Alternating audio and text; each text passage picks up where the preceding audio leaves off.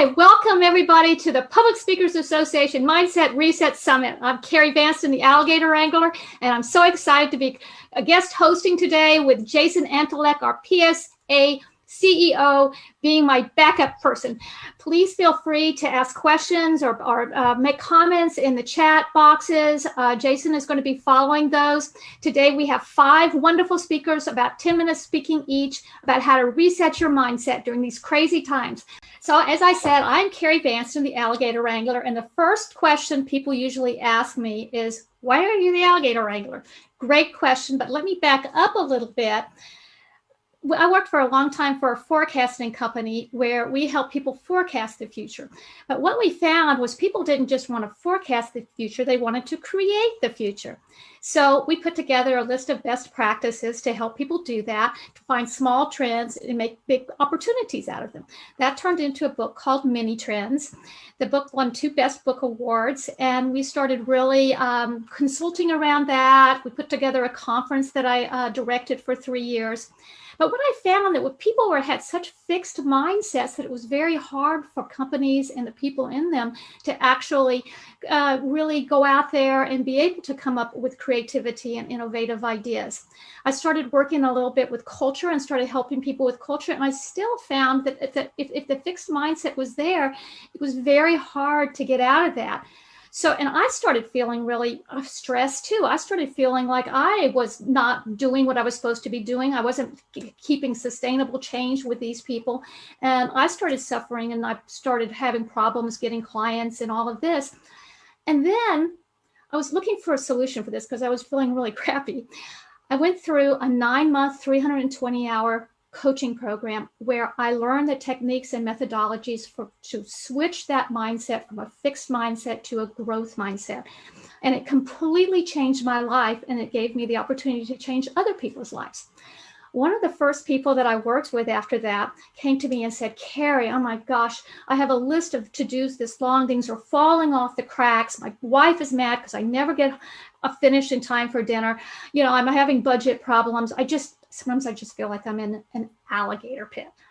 And I said, alligator pit, man, that's the way I feel sometimes. That's the way my clients feel. And I know a lot of people in alligator pits. And that's when I said to him, heck yeah, I can get you out of that alligator pit. I can get you out, keep you out, and move you on. And that's when I became the Alligator Wrangler. What I'd like to do today is to give you some ideas on how to energize your mindset so you can get out of the alligator pits you are in. You see, we have a thought which leads to an action, which leads to, a thought that leads to an emotion that leads to an action. If your thought is negative, then your emotion is going to be negative, and your action is going to go, hide out or strike out at other people. So what we want to do is we want to find ways to change that core thought.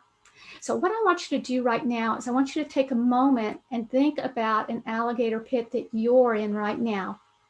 It could be that, you're stuck at home right now and you haven't been able to get the customers you want. It could be that, your kids are driving you crazy because they're home 24/7. It could be that, your budget isn't going exactly right. Whatever it is, take just a moment and think of an alligator pit you're in. Okay. Now, if you need some more ideas, I'm also going to be giving you the opportunity to get 12 quick and dirty ways at the end of the talk. So stick around on that. The first strategy I have for you is consider your strengths. Think about something that happened in your past that you might use to be a good way to consider how you might solve the problem in the present. One of my clients is a great example of this. Chris had just gotten promoted to a new job, promoted to a higher level job where she had to go out and she had to network. And this was before COVID, obviously. It just drove her crazy. At first, she thought it'd be a lot of fun, but then she realized that she'd often be by herself. It would be in the evening. She wouldn't know people sometimes. And she just said that she would come to these events just holding on to her steering wheel, like white knuckled, and come in, and she'd look around, and all she would want to do is drift into the wallpaper. She'd finally find somebody and she'd glom onto them. What she wasn't doing was her job. And so, she was stuck in an alligator pit. Her thought was, oh my God, networking is fakey. Her emotion was, absolutely miserable, and her action was to go hide out in the corner behind the potted plant and make a zoom for the door the minute she could.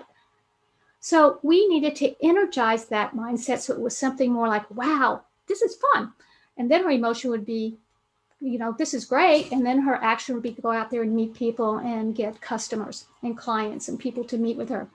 So I asked her, when was a time that your networking really worked?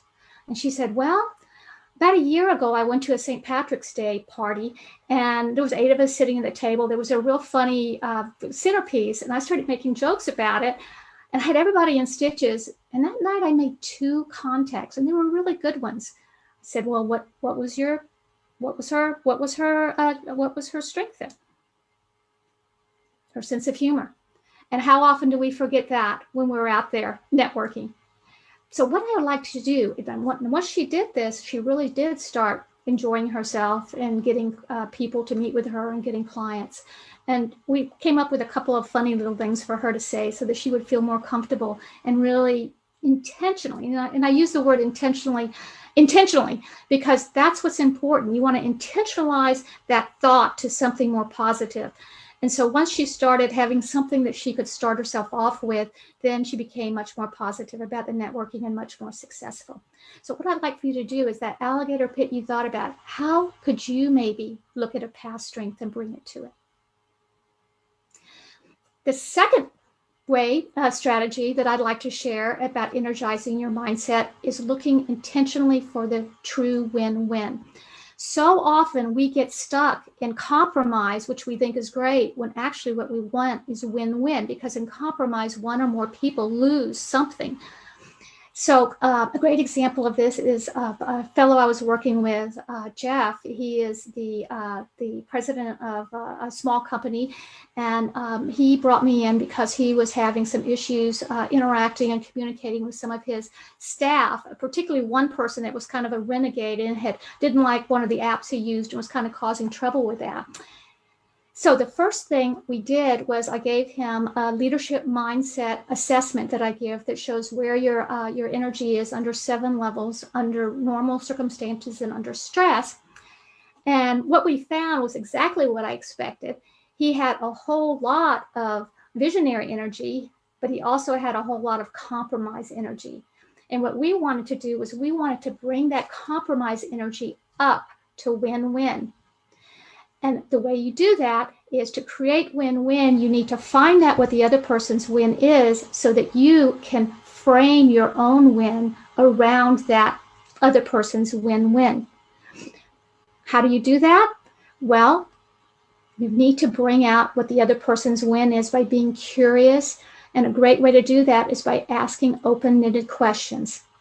So he brought the fellow in that was causing trouble, and instead of hollering at him like he usually did, he said, no, Carrie says that there's always a win-win. Brought him in and said, well, what's bothering you about this? Rah, rah, rah, rah, rah, rah. Well, what's bothering you about the client? Rah, rah, rah, rah, rah. Well, what are your thoughts around this? Rah, rah. By the end of the conversation, the guy felt heard and understood. Jeff was able to actually get some ideas, good ideas from him that would never have happened if there'd been conflict. And the guy actually has been coming to staff meetings without the dark cloud over his head, and things are going much better. So it created a real win situation. And that's what I would really like for you guys to look for too in your relationships and in your activities. I want to go ahead and share my screen here.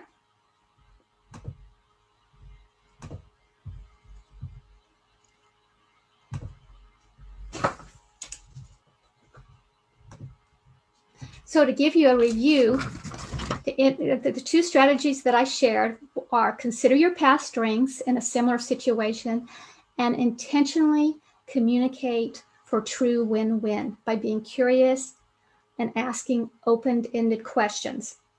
So I'd like to take just a moment for you guys to think about let's go back to that alligator pit you were in, and let's consider your past strengths in similar situations and intentionally communicating for true win-win in those situations.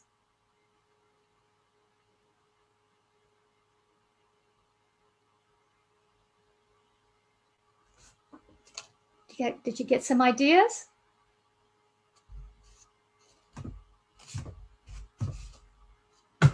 If you'd like to have some more ideas, I have a paper that I'd love to offer you, 12 quick and dirty ways to escape the alligator pit. I'm happy to give you that.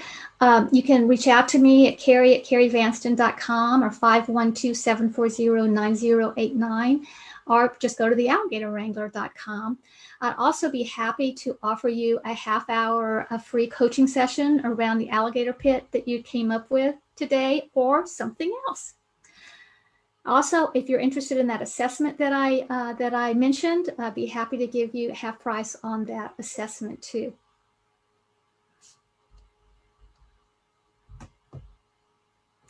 What I'd like to leave you with is, by intentionally energizing your mindset, you will change your business and your life to the positive. And when you do that, you can honestly say, "See you later, alligator."